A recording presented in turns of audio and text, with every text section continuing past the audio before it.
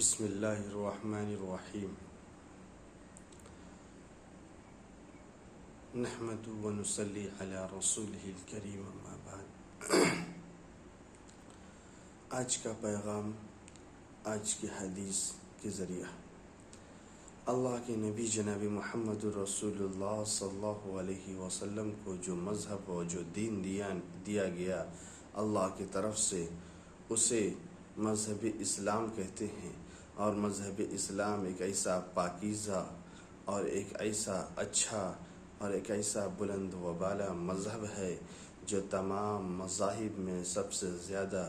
فوقیت رکھتا ہے، سب سے بہتر مذہب ہے۔ اور اللہ کے نبی کو جو دین دیا گیا، اس دین کے بارے میں خود اللہ رب العزت نے اپنے قرآن مقدس میں فرمایا، ان الدین عند اللہ الاسلام۔ آپ صلی اللہ علیہ وسلم نے اس دین کے خاطر کافی محنت کی، مشقت کو برداشت کیا، تکلیفیں جھیلی، اور اس دین کو لوگوں تک پہنچانے کے لیے آپ نے ہر طریقے کی قربانی دی۔ آپ کی قربانی کے نتیجے میں، آپ کے محنت اور جد و جہد کے نتیجے میں، آپ نے ہر وہ چیز جو اسلام جس کے ذریعے سے پھیل سکتا ہے، اخلاق و کردار، نرم گفتگو، لوگوں کے ساتھ اچھے بات چیت کا معاملہ کرنا اور دشمنوں کو معاف کرنا، دوستوں کو بھی گلے لگانا، دشمنوں کو بھی گلے لگانا،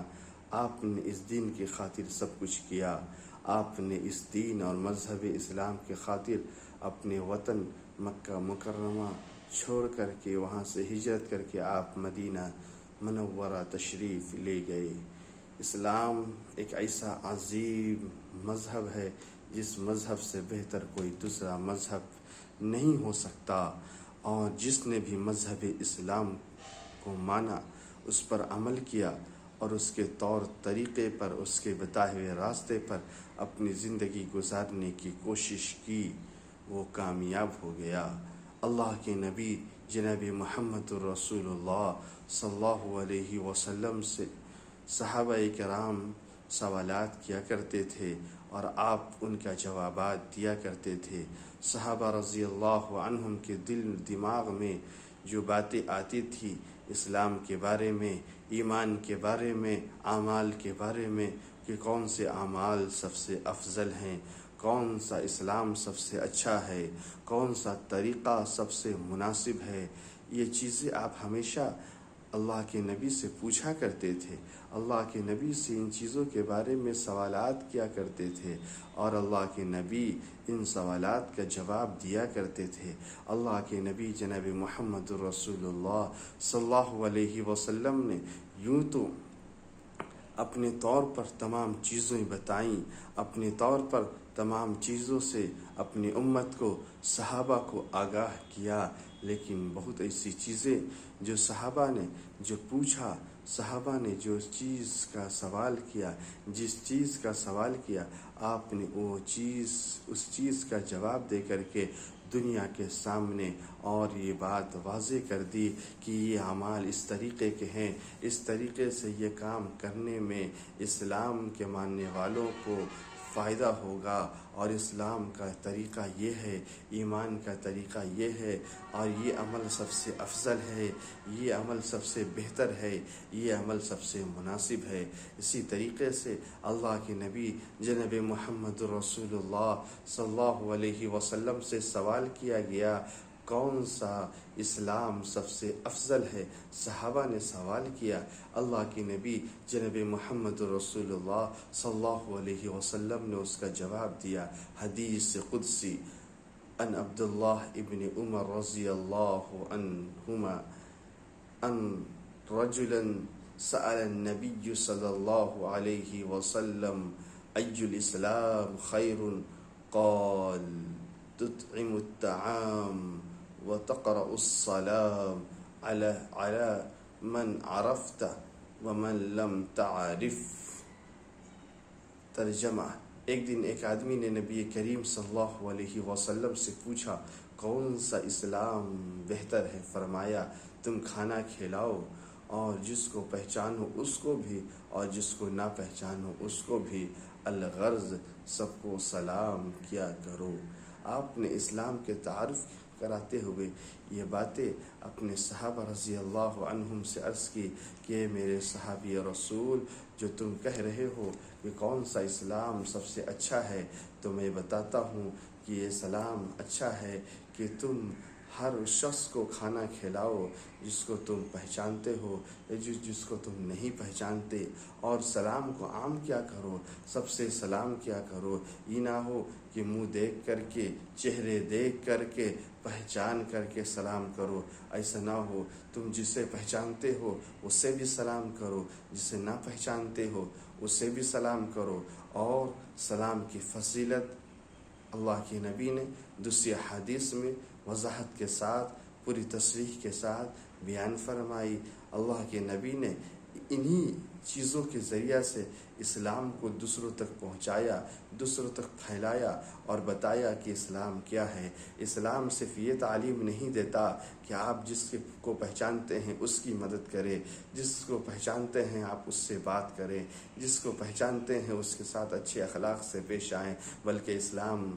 کی تعلیم یہ ہے کہ آپ انسانیت کے ناطے بھی آپ ہر وہ کام کریں جو ایک انسان دوسرے انسان کے لیے کر سکتا ہے یا کرنا چاہیے۔ اللہ کے نبی نے اپنے ماننے والوں کو ان چیزوں کی تعلیم دی ہے، اسی لیے فرمایا کہ تم کھانا کھلاؤ اس کو جس کو تم پہچانتے ہو، اور اس کو بھی جس کو تم نہیں پہچانتے، اور سلام کرو اس کو جس کو تم جانتے ہو اور اس کو بھی جس کو تم نہیں جانتے ہو۔ ان باتوں پر جو عمل کرے گا، ان باتوں پر جو اپنی زندگی گزارے گا، یقیناً وہ اسلام کے ماننے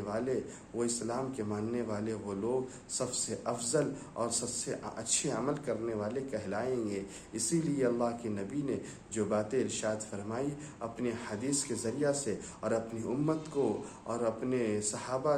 کو جو تعلیم دی ہے، وہ ماننے کی ضرورت ہے، اسے سمجھنے کی ضرورت ہے۔ اسلام صرف نام یہ نہیں کہ مسجد میں آ کر کے نماز پڑھ لیا جائے، اسلام نام یہ نہیں کہ صرف قرآن کی تلاوت کر لیا جائے، اسلام صرف نام یہ نہیں کہ حج و زکوٰۃ کا معاملہ ہو اس کو ادا کر لیا جائے، اسلام صرف نام اس کا نہیں کہ ہم اسلام کی بنیادی چیزوں کو کر کے ہم اپنے آپ کو اسلام سے دور کر لیں، بلکہ اسلام نام ہے ہر اس چیز کا جس کی تعلیمات اللہ کے نبی نے اپنے پیغامات کے ذریعہ سے دیا ہے کہ مسلمان مسجد میں بھی مسلمان ہے، مسجد سے باہر نکل کر کے بھی مسلمان ہے۔ ایک اسلام کے ماننے والوں کو چاہیے کہ وہ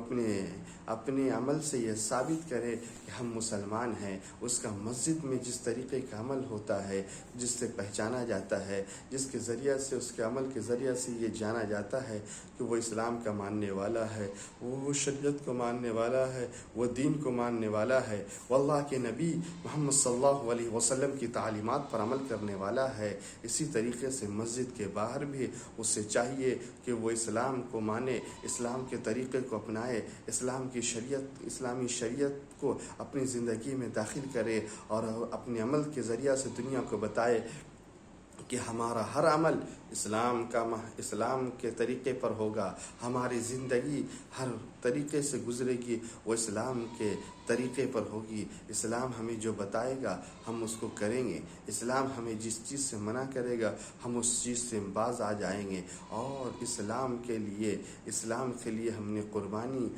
قربانی نہیں دی ہے، اسی لیے ہمیں اسلام کی اہمیت معلوم نہیں۔ صحابہ رضی اللہ عنہم نے اسلام کی خاطر بڑی بڑی قربانیاں دی، جد و جہد کو برداشت کیا، مصیبتیں جھیلی، تکلیفوں کو برداشت کیا، اس لیے وہ اسلام کے بارے میں بہت زیادہ فکر مند رہتے تھے، اور اسلام کے بارے میں صحابہ اللہ کے نبی سے پوچھا کرتے تھے، اللہ کے نبی یہ عمل ہم کریں گے تو ہمارے لیے کیا اجر و ثواب ملے گا؟ اے اللہ کے نبی کون سا عمل ہم کریں اس وقت میں جو ہمارے لیے سب سے بہتر ہو؟ اللہ کے نبی حالات کے اعتبار سے، مناسبت کے اعتبار سے، سوال کرنے والے کے سوال کے اعتبار سے ہمیشہ جواب دیا کرتے تھے، اور اللہ کے نبی محمد صلی اللہ علیہ وسلم اس صحابہ کو صرف جواب نہیں دیتے تھے، اس سامنے والے کو صرف جواب نہیں دیتے تھے، بلکہ آپ آنے والی نسلوں تک یہ پیغام